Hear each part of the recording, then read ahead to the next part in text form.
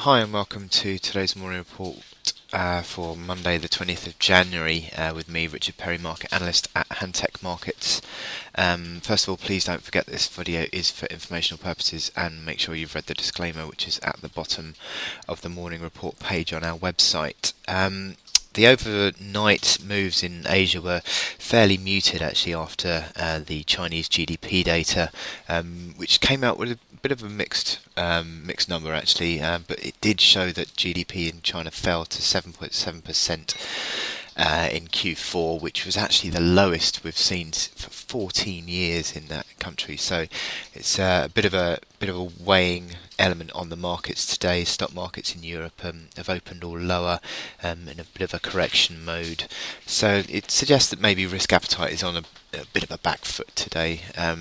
Certainly with with the fact that Martin Luther King Day in the States was a public holiday for equities and bond markets. So there's going to be little steer from Wall Street in the afternoon. So this data overnight from China will be the main bit of driving force in the markets, I think, today. So we need to be mindful of that. The first of all chart of the day that we've been looking at, certainly interesting move on Friday following the retail sales data that was so strong out of the UK, pulled euro sterling strongly lower, and it's now testing that key support of the 82.26 level. And that would, a breakdown below that would actually be a 12-month low there on euro sterling. So downside pressure is growing on that chart. You've got the moving averages, which are all falling in bearish sequence. Also, you've got this big downtrend as well. So that would suggest that using any sort of a bounce in euro sterling, I think, should be used as a chance to sell.